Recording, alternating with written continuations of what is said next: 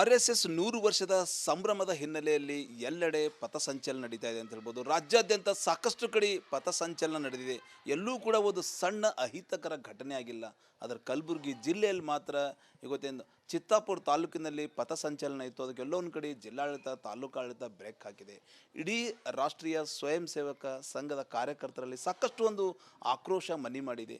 ಸಾಕಷ್ಟು ಒಂದು ಕುತೂಹಲ ಕೂಡ ಎಲ್ಲರಲ್ಲಿ ಮನೆ ಮಾಡಿದೆ. ಏನಾಗ್ತಾ ಇದೆ ಅಂತೇಳಿ ಈಗಾಗಲೇ ಹೈಕೋರ್ಟ್ ಮೊರೆ ಕೂಡ ಸಂಘದ ಕಾರ್ಯಕರ್ತರು ಹೋಗಿದ್ದಾರೆ. ಈಗಾಗಲೇ ವಕೀಲರಾದ ಸತ್ಯನಾರಾಯಣ ಚಾರಿ ಅವರು ಇದ್ದಾರೆ ನಮ್ಮ ಜೊತೆ. ಸರ್, ಸಾಕಷ್ಟು ಒಂದು ಕುತೂಹಲ ಪ್ರತಿಯೊಬ್ಬ RSS ಕಾರ್ಯಕರ್ತರಲ್ಲಿ ಮನೆ ಮಾಡಿದೆ. ಅಂದರೆ ಎಲ್ಲೂ ಕೂಡ ಬ್ರೇಕ್ ಬಿದ್ದಿಲ್ಲ. ರಾಜ್ಯದ ಪ್ರತಿ ಒಂದು ಕಡೆ ಇವತ್ತಿನ ಒಂದು ಪಥಸಂಚಲನ ಇತ್ತು. ಎಲ್ಲೂ ಕೂಡ ಒಂದು ಸಣ್ಣ ಅಹಿತ ಘಟನೆ ಆಗಿಲ್ಲ. ಕಲಬುರಗಿ ಜಿಲ್ಲೆಯಲ್ಲಿ ಏನು ಸರ್ ಇದು? ಕೋರ್ಟ್ ಮೊರೆ ಕೂಡ ಹೋಗ್ಯದ, ತಾವು ವಾದ ಕೂಡ ಮಾಡಿದಿರಿ.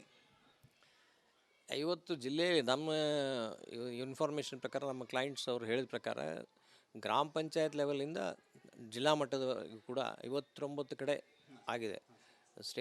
ಸ್ಟೇಟ್ನಲ್ಲಿ ತೊಗೊಂಡು 259 ಮೇಲೆ ಪೆಟ್ಟಾಗಿದೆ. ಸೊ ಎಲ್ಲಿಯೂ ಕೂಡ ಯಾವ ಥರದ ಅಹಿತಕರ ಘಟನೆಗಳು ಆಗಿಲ್ಲ. ಈ ಪಥಸಂಚಲನ ಮಾಡೋದರಿಂದ ಎಲ್ಲಿಯೂ ತೊಂದರೆ ಆಗಿಲ್ಲ. ಎಲ್ಲರೂ ಭಾಗವಹಿಸಿದ್ದಾರೆ, ಪಬ್ಲಿಕ್ ಕೂಡ ಭಾಗವಹಿಸಿದ್ದಾರೆ. ಎಲ್ಲ ಸ್ವಯಂ ಸೇವಕರಷ್ಟೇ ಅಲ್ಲ, ಎಲ್ಲ ಪಬ್ಲಿಕ್, ಎಲ್ಲ ಕೇಟರ್ದವರು ಕೂಡ ಭಾಗವಹಿಸಿದ್ದಾರೆ. ಅದನ್ನು ಎಲ್ರಿಗೂ ಗೊತ್ತಿದ್ದ ವಿಷಯ. ಅದೇ ಥರ ಇಲ್ಲೂ ಕೂಡ ಮಾಡಿದ್ರು. ಅದೇನು ಕಾರಣಾಂತರದಿಂದ ಅಲ್ಲಿ ಚಿತ್ತಾಪುರ್ನಲ್ಲೇ ಐಸೋಲೇಟೆಡ್ ಪ್ಲೇಸ್ ಅಂತ ಯಾಕೆ ಈಗ ನೀವು ಮಾಧ್ಯಮದವರು ಅದನ್ನು ತೋರಿಸ್ತಾ ಇದ್ದೀರಿ, ಇದು ಯಾಕೆ ಈ ಥರ ಅಂತ ಹೇಳಿ ಅದಕ್ಕೆ ಈಗ ಪಬ್ಲಿಕ್ಕೇ ಉತ್ತರ ಕೊಡಬೇಕು. ಮಾಧ್ಯಮದವರು ಅದನ್ನು ತೆಗಿಬೇಕು, ಯಾಕೆ ಈ ಥರ ಆಗ್ತಾಯಿದೆ ಅಂಥೇಳಿ. ನಾವು ಅರ್ಜಿ ಸಲ್ಲಿಸಿದ್ವಿ. ಅರ್ಜಿ ಸಲ್ಲಿಸಬೇಕಾದ್ರೆ ಅರ್ಜಿಯ ಮೇಲೆ ವಿಚಾರಣೆ ಆಗಿದೆ. ಆ ವಿಚಾರಣೆಯಲ್ಲಿ ಒಂದು ಸೂಕ್ತವಾದ ಪರಿಹಾರ ಕಂಡುಕೊಳ್ಳಿಕ್ಕೆ ನ್ಯಾಯಮೂರ್ತಿಗಳು ಹೇಳಿದ್ದಾರೆ. ಸೊ ಅದಕ್ಕೆ ನಮಗೆ ಈ ಡೇಟ್ ಕೊಡ್ಲಿಕ್ಕೆ ಆಗ್ತದೆ ಅಂತ ಕೇಳಿದ್ರು. ನಾವು ಅದಕ್ಕೆ ಒಪ್ಕೊಂಡಿದ್ವಿ. 2 ನವಂಬರ್ ಅಂತ ನಾವು ಸೂಚಿಸಿದ್ವಿ. ಅದಕ್ಕೆ ಇನ್ನೊಂದು ಅಪ್ಲಿಕೇಶನ್ ಕೊಡ್ರಿ ಅಂತ ಅವರು AG ಅವರು ಸಬ್ಮಿಷನ್ ಪ್ರಕಾರ ನ್ಯಾಯಾಧೀಶರು ಕೂಡ ಅದನ್ನು ನ್ಯಾಯಮೂರ್ತಿಗಳು ಹೇಳಿದರು.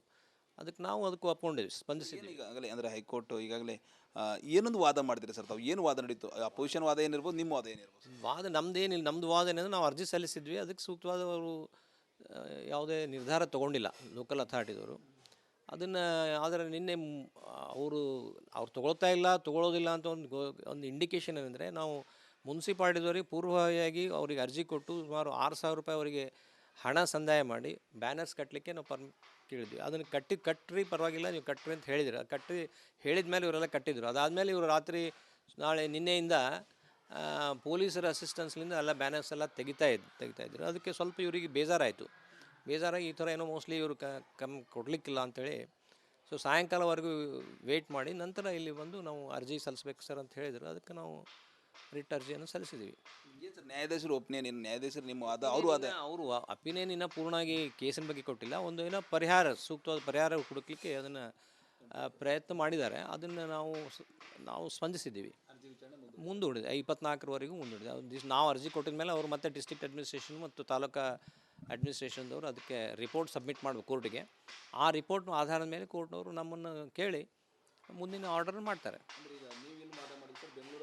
ಅವ್ರು ಮಾಡಿದ್ರು ಸೇಮ್ ನಮ್ಮದು ಅವರೇ ಮಾಡ್ತಾರೆ. ಅವರು ನಮ್ಮ ಸೀನಿಯರ್ ಅಡ್ವೊಕೇಟ್, ಅವರು ಅಲ್ಲಿ ಡೆಸಿಗ್ನೇಟೆಡ್ ಸೀನಿಯರ್ ಅಡ್ವೊಕೇಟು. ನಾವು ಇಲ್ಲಿಂದ ನಾವು ಸ್ಪಂದಿಸಿದ್ವಿ ಅಷ್ಟೇ. 2 ನವೆಂಬರ್ಗೆ ಅನುಮತಿ ಸಿಗೋದೊಂದು ಸಿಗಬೇಕು ಅಂತ ನಮ್ಮದು ಆಶಯ. ಸಿಗದೇ ಇದ್ದರೆ ಅದು ಸಿಗೋ ಚಾನ್ಸಸ್ ಆರ್ ಮೋರ್. ಸಿಗದೇ ಇರೋದಲ್ಲಂದರೆ ಇದು ಸಿಗದೇ ಇದ್ದರೆ ಅದಕ್ಕೆ ಡೆಮೋಕ್ರಸಿಗೆ ಎಲ್ಲೋ ಒಂದು ತಪ್ಪು ಕಲ್ಪನೆ ಆಗ್ತದಂತೆ.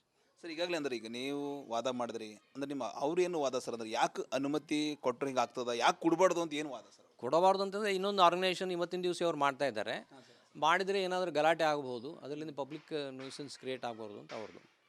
ಸೊ ಇದು ಈಗಾಗಲೇ ವಕೀಲರ ಮಾತು ಅಂತ ಹೇಳ್ಬೋದು. ಏನೆಲ್ಲ ಕೋರ್ಟಲ್ಲಿ ಏನು ವಾದ ಪ್ರತಿವಾದ ಆಯಿತು. ಇವತ್ತು RSS ಪಥಸಂಚಲನಕ್ಕೆ ಯಾಕೆ ಅನುಮತಿ ಕೊಟ್ಟಿಲ್ಲ, ಯಾಕೆ ಸಿಕ್ಕಿಲ್ಲ ಅಂತೇಳಿ ಪ್ರತಿಯೊಬ್ಬರಲ್ಲಿ ಪ್ರಶ್ನೆ ಕಾಡ್ಲತ್ತ. ಆ ಪ್ರಶ್ನೆಗೆ ನೇರವಾಗಿ ಏನಂದ್ರೆ ಏನು ಕೋರ್ಟಲ್ಲಿ, ಹೈಕೋರ್ಟಲ್ಲಿ ವಾದನ್ನು ಮಂಡನೆ ಮಾಡಿದ್ದಾರೆ ವಕೀಲರು. ಅವ್ರ ಮಾತು ಅಂತ ಹೇಳ್ಬೋದು. ಬರುವ ನವೆಂಬರ್ 2ರಂದು ಚಿತ್ತಾಪುರ ತಾಲೂಕಿನಲ್ಲಿ, ಚಿತ್ತಾಪುರ ಪಟ್ಟಣದಲ್ಲಿ ಪಥಸಂಚಲನಕ್ಕೆ ಅನುಮತಿ ಸಿಗ್ತಂಬ ವಿಶ್ವಾಸ ವಕೀಲರು ಕೂಡ ಪಡಿಸ್ತಾ ಇದ್ದಾರೆ ಅಂತ ಹೇಳ್ಬೋದು. ಕ್ಯಾಮ್ರಾ ಪರ್ಸನ್ ಭಾರತ್ ಜೊತೆ ನಾನು ಮಲ್ಲಿಕಾರ್ಜುನ ಮರ್ಲಾ, ರಿಪಬ್ಲಿಕ್ ಕನ್ನಡ, ಕಲಬುರಗಿ. RSS 100 ವರ್ಷದ ಸಂಭ್ರಮದ ಹಿನ್ನೆಲೆಯಲ್ಲಿ ಎಲ್ಲೆಡೆ ಪಥಸಂಚಲನ ನಡೀತಾ ಇದೆ ಅಂತ ಹೇಳ್ಬೋದು. ರಾಜ್ಯಾದ್ಯಂತ ಸಾಕಷ್ಟು ಕಡೆ ಪಥಸಂಚಲನ ನಡೆದಿದೆ. ಎಲ್ಲೂ ಕೂಡ ಒಂದು ಸಣ್ಣ ಅಹಿತಕರ ಘಟನೆ ಆಗಿಲ್ಲ. ಆದರೆ ಕಲಬುರಗಿ ಜಿಲ್ಲೆಯಲ್ಲಿ ಮಾತ್ರ ಇವತ್ತೇನು ಚಿತ್ತಾಪುರ ತಾಲೂಕಿನಲ್ಲಿ ಪಥಸಂಚಲನ ಇತ್ತು. ಅದಕ್ಕೆ ಎಲ್ಲೋ ಒಂದು ಕಡೆ ಜಿಲ್ಲಾಡಳಿತ, ತಾಲೂಕಾಡಳಿತ ಬ್ರೇಕ್ ಹಾಕಿದೆ. ಇಡೀ ರಾಷ್ಟ್ರೀಯ ಸ್ವಯಂ ಸೇವಕ ಸಂಘದ ಕಾರ್ಯಕರ್ತರಲ್ಲಿ ಸಾಕಷ್ಟು ಒಂದು ಆಕ್ರೋಶ ಮನೆ ಮಾಡಿದೆ. ಸಾಕಷ್ಟು ಒಂದು ಕುತೂಹಲ ಕೂಡ ಎಲ್ಲರಲ್ಲಿ ಮನೆ ಮಾಡಿದೆ, ಏನಾಗ್ತಾ ಇದೆ ಅಂತೇಳಿ. ಈಗಾಗಲೇ ಹೈಕೋರ್ಟ್ ಮೊರೆ ಕೂಡ ಸಂಘದ ಕಾರ್ಯಕರ್ತರು ಹೋಗಿದ್ದಾರೆ. ಈಗಾಗಲೇ ವಕೀಲರಾದ ಸತ್ಯನಾರಾಯಣಚಾರ್ಯ ಅವರು ಇದ್ದಾರೆ ನಮ್ಮ ಜೊತೆ. ಸರ್, ಸಾಕಷ್ಟು ಒಂದು ಕುತೂಹಲ ಪ್ರತಿಯೊಬ್ಬ RSS ಕಾರ್ಯಕರ್ತರಲ್ಲಿ ಮನೆ ಮಾಡಿದೆ. ಅಂದರೆ ಎಲ್ಲೂ ಕೂಡ ಬ್ರೇಕ್ ಬಿದ್ದಿಲ್ಲ ರಾಜ್ಯದ ಪ್ರತಿ ಒಂದು ಕಡೆ. ಇವತ್ತಿನ ಒಂದು ಪಥಸಂಚಲನ ಆಯಿತು, ಎಲ್ಲೂ ಕೂಡ ಒಂದು ಸಣ್ಣ ಅಹಿತ ಘಟನೆ ಆಗಿಲ್ಲ. ಕಲಬುರಗಿ ಜಿಲ್ಲೆಯಲ್ಲಿ ಏನು ಸರ್ ಇದು ಕೋರ್ಟ್ ಮೊರೆ ಕೂಡ ಹೋಗ್ಯದ, ತಾವು ವಾದ ಕೂಡ ಮಾಡಿದಿರಿ. ಇವತ್ತು ಜಿಲ್ಲೆಯಲ್ಲಿ ನಮ್ಮ ಇನ್ಫಾರ್ಮೇಷನ್ ಪ್ರಕಾರ, ನಮ್ಮ ಕ್ಲೈಂಟ್ಸ್ ಅವರು ಹೇಳಿದ ಪ್ರಕಾರ, ಗ್ರಾಮ ಪಂಚಾಯತ್ ಲೆವೆಲಿಂದ ಜಿಲ್ಲಾ ಮಟ್ಟದವರೆಗೂ ಕೂಡ 59 ಕಡೆ ಆಗಿದೆ.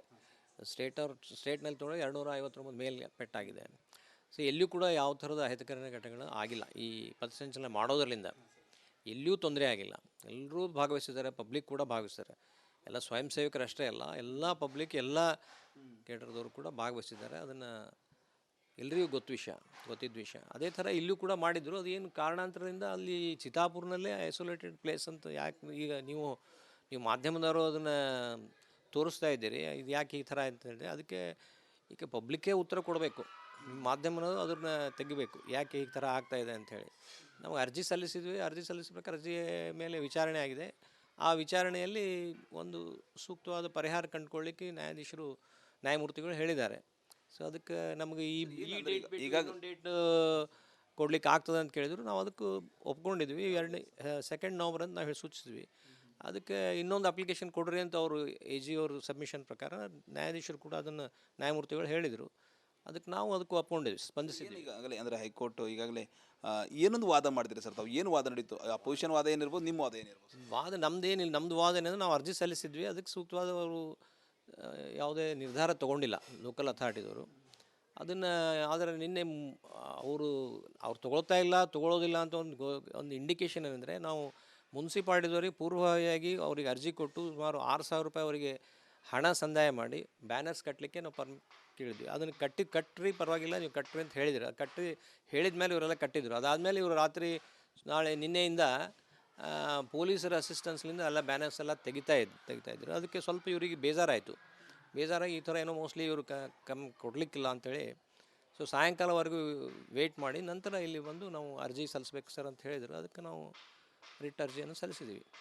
ನ್ಯಾಯಾಧೀಶರು ಒಪಿನಿಯನ್, ನ್ಯಾಯಾಧೀಶರು ನಿಮ್ಮ ವಾದ, ಅವರು ಅಪಿನಿಯನ್ ಇನ್ನೂ ಪೂರ್ಣವಾಗಿ ಕೇಸಿನ ಬಗ್ಗೆ ಕೊಟ್ಟಿಲ್ಲ. ಒಂದು ಏನೋ ಸೂಕ್ತವಾದ ಪರಿಹಾರ ಹುಡುಕಲಿಕ್ಕೆ ಅದನ್ನು ಪ್ರಯತ್ನ ಮಾಡಿದ್ದಾರೆ. ಅದನ್ನು ನಾವು ಸ್ಪಂದಿಸಿದ್ದೀವಿ. ಮುಂದೂಡಿದೆ 24ರವರೆಗೂ ಮುಂದೂಡಿದೆ. ನಾವು ಅರ್ಜಿ ಕೊಟ್ಟಿದ ಮೇಲೆ ಅವರು ಮತ್ತೆ ಡಿಸ್ಟ್ರಿಕ್ಟ್ ಅಡ್ಮಿನಿಸ್ಟ್ರೇಷನ್ ಮತ್ತು ತಾಲೂಕಾ ಅಡ್ಮಿನಿಸ್ಟ್ರೇಷನ್ದವರು ಅದಕ್ಕೆ ರಿಪೋರ್ಟ್ ಸಬ್ಮಿಟ್ ಮಾಡಬೇಕು ಕೋರ್ಟಿಗೆ. ಆ ರಿಪೋರ್ಟ್ನ ಆಧಾರದ ಮೇಲೆ ಕೋರ್ಟ್ನವರು ನಮ್ಮನ್ನು ಕೇಳಿ ಮುಂದಿನ ಆರ್ಡರ್ ಮಾಡ್ತಾರೆ. ಅವ್ರು ಮಾಡಿದ್ರು ಸೇಮ್ ನಮ್ಮದು ಅವರೇ ಮಾಡ್ತಾರೆ. ಅವರು ನಮ್ಮ ಸೀನಿಯರ್ ಅಡ್ವೊಕೇಟ್, ಅವರು ಅಲ್ಲಿ ಡೆಸಿಗ್ನೇಟೆಡ್ ಸೀನಿಯರ್ ಅಡ್ವೊಕೇಟು. ನಾವು ಇಲ್ಲಿಂದ ನಾವು ಸ್ಪಂದಿಸ್ತೀವಿ ಅಷ್ಟೇ. 2 ನವೆಂಬರ್ಗೆ ಅನುಮತಿ ಸಿಗ್ಬೋದು, ಸಿಗಬೇಕು ಅಂತ ನಮ್ಮದು ಆಶಯ. ಸಿಗದೇ ಇದ್ದರೆ ಅದು ಸಿಗೋ ಚಾನ್ಸಸ್ ಆರ್ ಮೋರ್. ಸಿಗದೇ ಇರೋದಲ್ಲಂದರೆ, ಅದು ಸಿಗದೇ ಇದ್ದರೆ ಅದಕ್ಕೆ ಡೆಮೋಕ್ರಸಿಗೆ ಎಲ್ಲೋ ಒಂದು ತಪ್ಪು ಕಲ್ಪನೆ ಆಗ್ತದೆ.